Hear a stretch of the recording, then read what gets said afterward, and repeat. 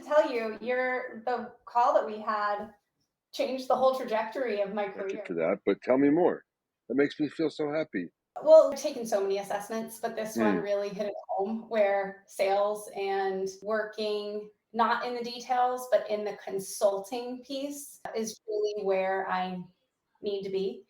Or it's just where my skill set is. And then I loved learning that anytime I try to go out of that bubble is when I'm going to be a middle school and high school electives teacher. So I'm going to teach 2 classes a day and be with the kids that I love to be with. And like, I've always wanted to be a camp counselor. And I'm like, I'm just going to go do that and then still do consulting in the first 4 hours of the day. Oh, I saw And that then, post you did the other day. I think that's great.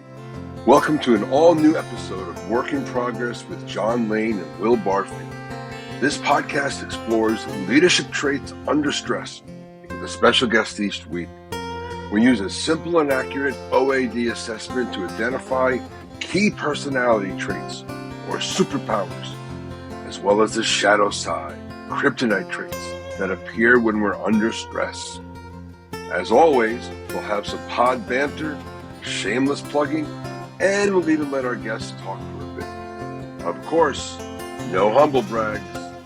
Welcome to the show. We're just pre-announcing that we're going to do a 1-year anniversary panel show, and we're going to do that with Earfluence and our friend Jason. So I'm already pimping him by announcing him now. So that's going to be tons of fun. Yes, sir. Yep, he's and a great then guy. Last, we referenced this earlier, I think. I don't remember if we were live or not, but we had to call our first humble brag last week. And now one was called on me, but it wasn't recorded, so that doesn't really count.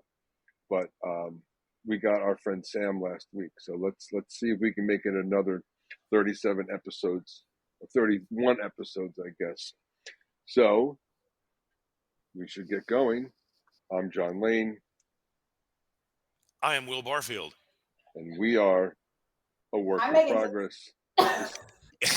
A work in progress, and she wanted to be involved as well. Yes, in Megan, that intro, John. That's exactly right. Well, Megan, and we're going to talk about your level of impatience in a minute because I like drama. Yes. So let's get to it. Megan, welcome. Why don't you introduce yourself to our listeners and viewers, our whipsters? Hey, I'm excited.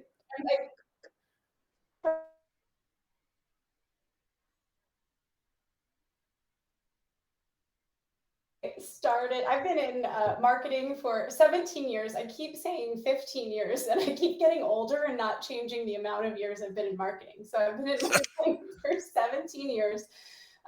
Started out in the fitness industry, working for Fleet Feet Sports and brands like Nike and Brooks, Saucony, New Balance, and really learning about small business owners. And then from there, worked for O2 Fitness for 4 years, where I was VP of marketing. And It was an awesome experience. And then from there, started my own business, and I've been in marketing consulting for about 1.5 years and loving it. We are thrilled to have you. And you were one of the first people to say yes to us, but I think it's for some reason took a while to get you on here. So we are glad to see you. Yeah. Oh, well, thank you. I'm excited to be here. Now, did we bring a tear to your eye? Is that what I saw? Yeah, I think I got something in my eye, and if you look close enough, this eye is streaming with tears right now. So I'm just very emotional to be here. It's a moving experience being here with us. But only your right brain. Wait, you're right on your left. I can't. One of your brains is crying. The other one is questioning your life decisions that put you in between Will and I. I'm going to be great. There's no tissues close by. So my ideal client,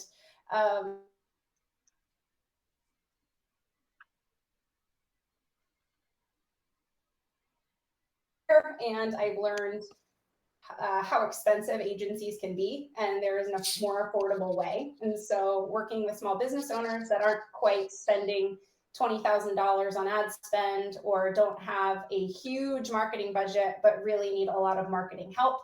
And so I am a fractional CMO for those businesses. Cool. Perfect. Love that. Well, let's get into it. So as our whipsters know, we are off to a flying start. Today on our pod, we talk about leadership traits under stress. And people come up to me on the street and say, "Hey, John, where do you get those leadership traits under stress?" And I remind them that we get them from the OAD personality assessment. It is a quick, easy, and accurate assessment, and that produces the results that we're going to talk about today.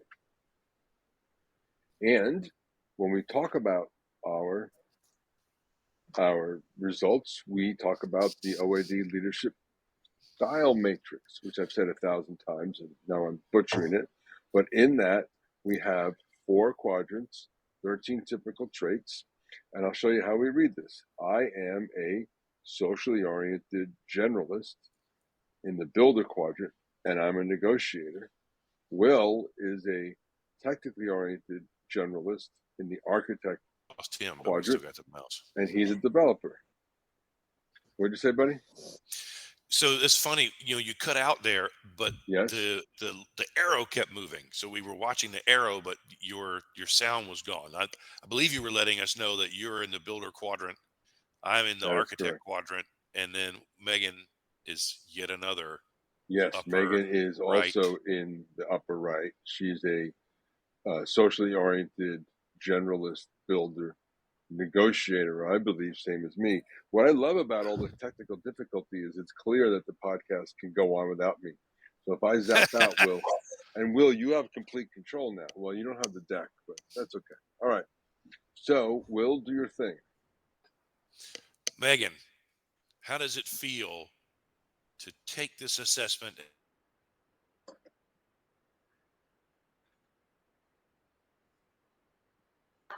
I mean, I feel like I'm more than 4 dots, but it is extremely accurate. So, But if you had to be I'm 4 dots, these would be the ones to be, I think. these would be the exact dots and the zigzag that I would choose if this is what I had to pick. That is a very interesting chart, Mr. Lane. I can't wait to hear you read that one. All right. Well, let's do it. Let's let Mr. Or Ms. Purple Pointer here work for us. So this is the way any OAD assessment comes out. We look at 4 constructs: extroversion, assertiveness, extroversion, patience, and detail orientation.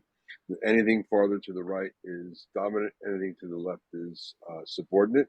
So Megan's, as you can always see from that smile, her dominant trait is extroversion. That means that she's warm and open and optimistic. People, if you know Megan, you like Megan. That's good for the consulting business too. And we also see that her next dominant trait is her assertiveness. Now, her assertiveness is not as high as some builders, like me, but still it is a dominant trait. And then followed by lower patience and lower detail orientation. Now, what I like about this, Megan, is your lower patience. Now, lower isn't bad, higher isn't good, but basically you couldn't get any more urgent than we don't have a scale that goes any higher than that. So you are a person who is very comfortable with change and also operates with a great deal of urgency. And you're also quite okay to delegate away certain aspects of, say, business life, especially the ones that require a lot of detail. You're not a fan. How does that sound? Does that sum it up? Yeah, that sums it up. I'm really missing my team from O2 Fitness right now as a consultant. Yes. Good. All right. Yes. Well, we got that on the board. So now Will is going to take over. Go for it, brother. I am. And I may, Megan, in some of this, as you and I spend time together here, bring in some of our history. But thrilled to have you on the show today, and that readout for OAD that John touched on briefly, not at all surprising. Anyone who lands in the upper right quadrant gets a builder negotiator designation is going to see these generic superpowers as a part of their readout. So we're not going to spend too much time on this slide, but is there one thing in there that either you notice constantly or others notice about you that really stands out from that list as accurate? Yes, the optimistic demeanor is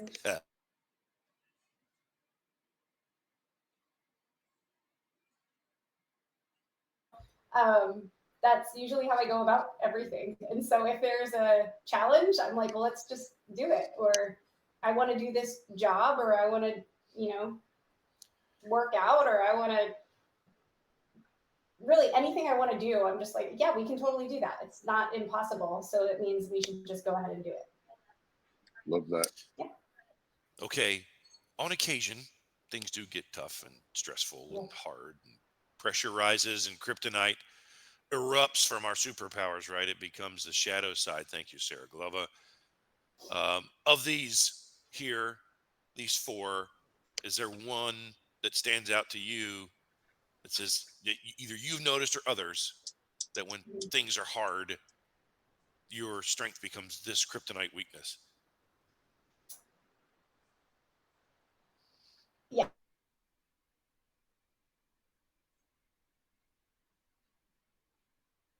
I'll shove as much as I possibly can into my schedule to the point where I am so overwhelmed, and the exact thing that I'm trying to do to make someone else happy will make me miserable. So yes, I am very much a people pleaser. Then do you swallow that misery too and make sure that they don't see it? I mean, is that part of the DNA? Oh, for Remember sure. the optimistic thing?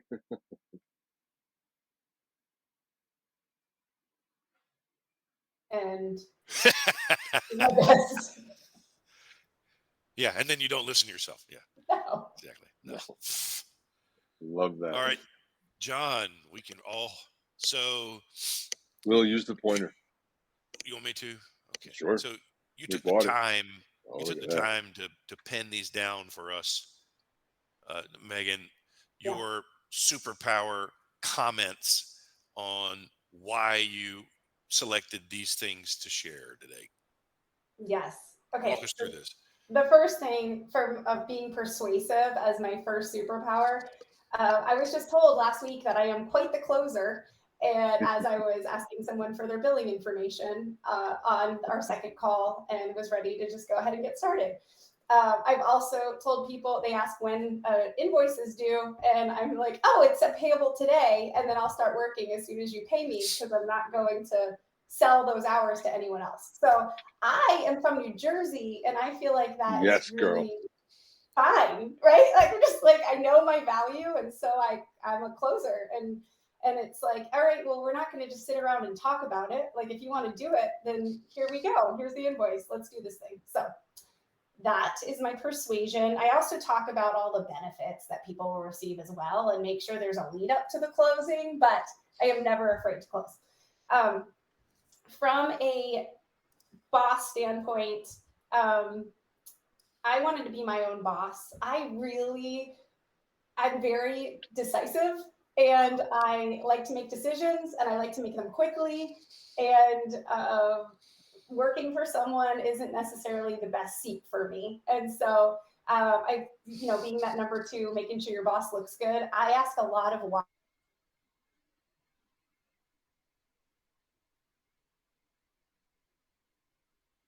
Let's do it the good way, not. And so really being a driver in what I'm working on and what my team would be working on. So self-confident was another superpower, and I touched on it briefly, but just do the thing. Like, Nike's right, just do it. I stopped drinking 18 months ago because it just didn't serve me well, and I didn't want to drink anymore. COVID was rough. I mean, we all, sat at home and drank a lot, and I was like, this doesn't make me feel good anymore. I wasn't sleeping, and so I wanted to quit drinking. And so then after that, I was drinking too much caffeine, way too much coffee, and I wanted to quit that. So I stopped drinking caffeine. And so there's things that you decide to do, and it's, you can make a lot of reasons why you can't do something, but I truly live my life where if I want to do it, I'm just going to do it. So And then the next one was, oh, would you like to give me feedback?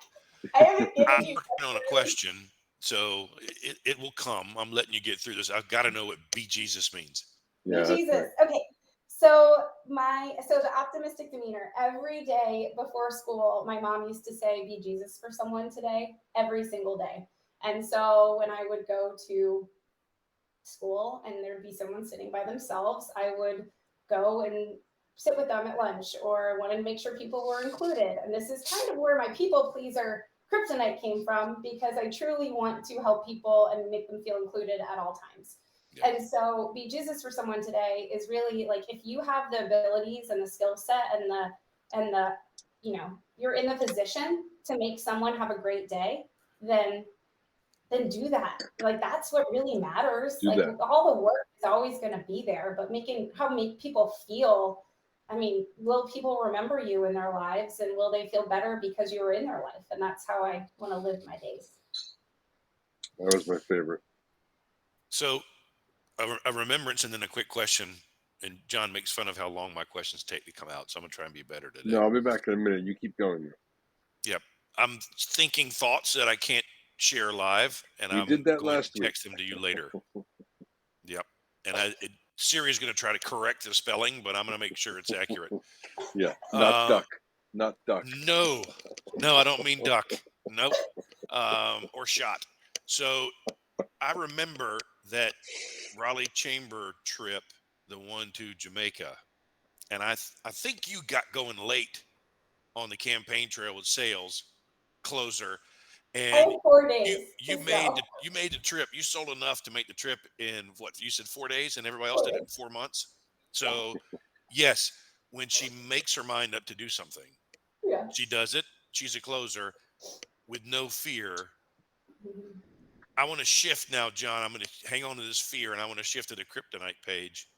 Yeah. I just want you to know that in anticipation of your question being really long, I picked up my phone to scroll through LinkedIn. I wasn't kidding. But look who was, can you see this? Wait, where's my thing? We can't see your phone. Oh, no. No, it's Megan. Oh, it is Megan. There you go. There she is. That shows me the universe wanted me to be on LinkedIn in that moment. So, back for to you, someone Will. who just does it, Megan, what kept you from starting your own business sooner than you actually did? Because I've followed your career and the work that you've done and the people you've worked for, and then some of the moves you made. He follows really your in the card, last too. 2 to 4 years of your career before starting your own thing. Why didn't you just do it early? I think the confidence to sell my worth by myself was the hardest part. I always had a team behind me. And so also, and I can talk about this in a little bit, but I didn't want to become a very well-paid marketing coordinator.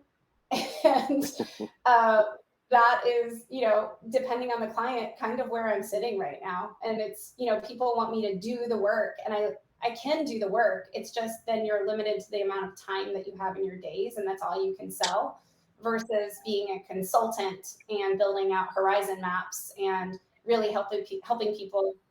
He left. He was just He'll come back. Astounded by the answer. So I think that's a really interesting point, is that there's a fine line between selling your services and being able to. Oh, Will's texting me. What happened? We're going to cut here for a minute. Okay. Or maybe we won't. You froze too, so I'm just sitting here. Oh, really? Do you hear me now? You said there's a fine line? Yeah, wait a second. Let's see where our pal Will is. This has been a heck of an episode.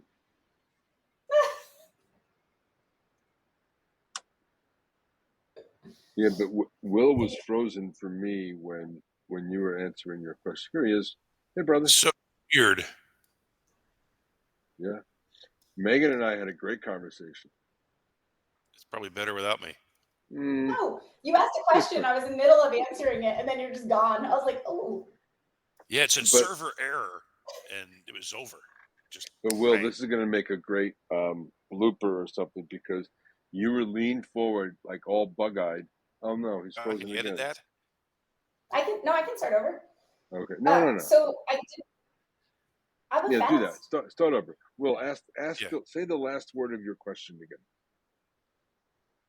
Do you know the last word of your question? Oh, that's hard. I'm gonna pass Just out. ask the whole question again.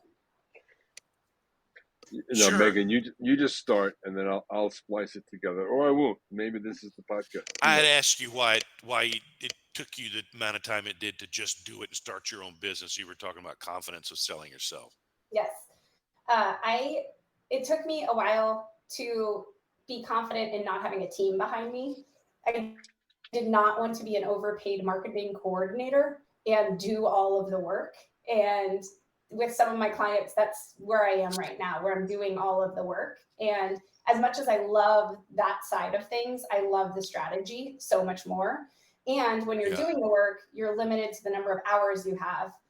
And then you're capped. You can't sell more. So why did it take me so long? I didn't know what I didn't know. And I had a lot of confidence in my team and being a manager, and didn't have that confidence in selling someone or, providing an invoice to someone for me. I've sold so many things that weren't me, and I never sold me before. So what was the moment though? It must have been something you were like, all right, I'm ready now. It makes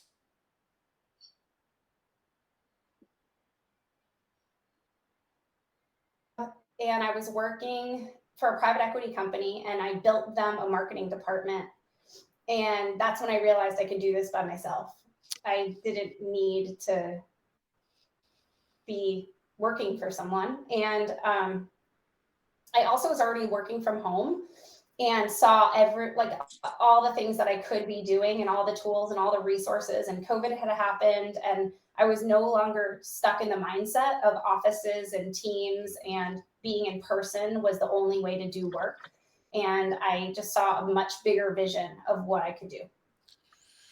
so great comments, beautifully said. That leads us right into this slide. I mean, I think, if we can hang on to this entrepreneurial piece, launching your own business, believing in yourself, having to do it all, not having the team behind you, am I worth what I'm billing? Can I maximize my hours? I mean, the questions and second guessing that hit, entrepreneurs is endless. This is clearly a different phase of life for you and your family. More pressure, more challenge, more fear, more risk, more unknown. Those superpowers certainly become kryptonite. Why did you choose to write down these things as, your kryptonite issues? So I will dig into the details only if they're important, and only if I think they're part of the decision making, and because I love to make decisions quickly. And I have definitely fallen into traps where I make decisions too fast.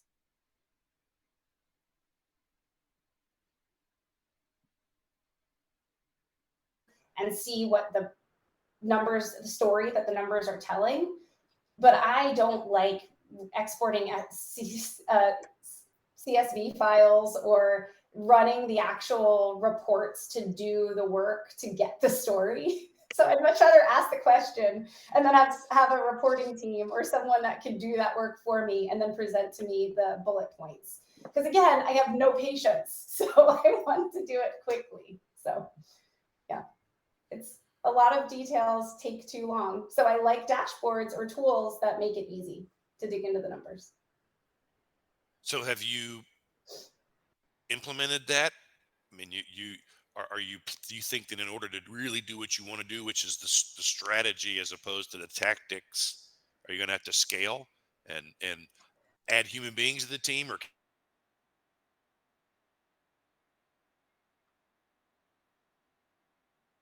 This is not a humble brag. I'm just talking about what I'm currently doing with clients. I promise. Okay. it's good to let him know that, because he will come after you. I know it's on this slide, but you asked the question. So I'm working more on cost per acquisition, cost per lead, conversion rates of pages. Yeah.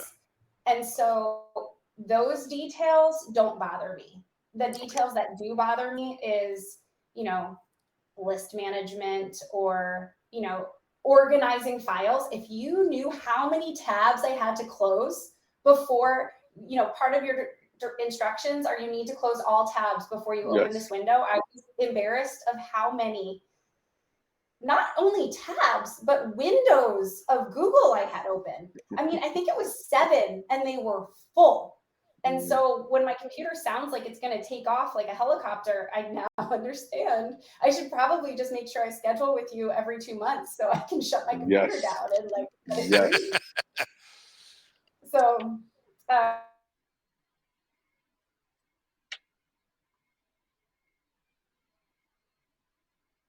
while she wants to wear matching bracelets and matching necklaces, and I don't want to work until 8 o'clock at night. I don't want to hire a big team. I really want to keep my number of clients small and just do really good work for them and still be able to save money. So that's where I'm at. John and I often wear matching bracelets and necklaces too, but not on the podcast. No. It's sweet. So thank you, John, for that perfect segue here to the final slide. Great conversation about strengths and weaknesses, Megan. You mentioned the overcommitment. That's very easy to do, not only when running your own business, but also with all the things that you have always liked to do in the community as well. It's hard to meet everyone's expectations, yours, families, customers, and all the others out there that, want you to do this and ask you to do that. And for someone who struggles to not people please, I'm sure saying no is nearly impossible. But you went through this assessment. You talked about the accuracy and, how close to home it hit. Probably brought up some things you think about, maybe some things you hadn't thought about recently or stuff that other people have pointed out to you.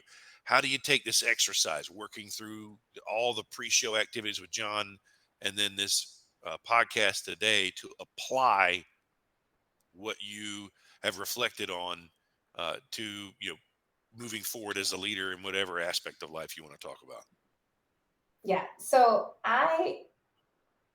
realizing that, yes, I do sell. I've been in the sales seat for my whole career, selling things for people without ever labeling myself as a salesperson. And so really, I'm trying to identify ways that I can do that in a more intentional way. And so partnering with different agencies or different tools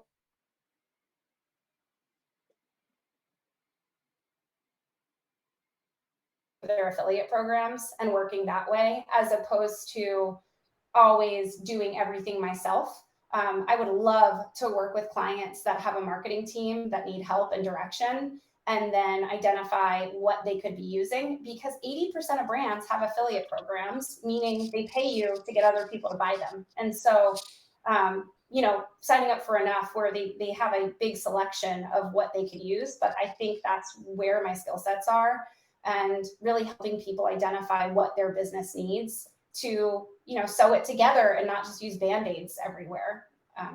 That's my next plan. We've had some great conversations on here with entrepreneurs and people who were trying to make their business fit their ideal lifestyle goals. You mentioned your daughter and that time. John and I have had people on here like, I'm not working more than 30 hours a week. Mm-hmm. And that's a good way to fight against that overcommitment, is to draw a line and say, this is where it ends, and I'm just not willing to do more than this or take on more than this because it's impacting my life in a way that I don't want. What were you getting ready to say, John? I didn't mean to run over you there. No, I cut you off, but I seem to recall Megan telling me before we started the show that something that I did changed her life for the better, and I kind of thought that was going to come up here, and yet I haven't heard one word about that, so I'm hurt. It's because I overcommit and I have so many things to tell you. Do you have something touching and wonderful to say about how John changed your life, Megan? I have it recorded in the pre-show, so I'm going to cut that. No, I can tell you, Will doesn't know. So in August, I will be teaching marketing classes to middle school and high school students. And it does fit into my life because it's at the same school, it's K through 12, where my daughter will be going. So I'll be teaching 2 classes leave my house at 12:30, teach 2 classes, and then pick her up, and I get to miss carpool and, spend that time doing what I love. I love middle school students. I think they are, in that place in their lives where they just need some guidance, and they need anyone but their parents telling them, what to think about. And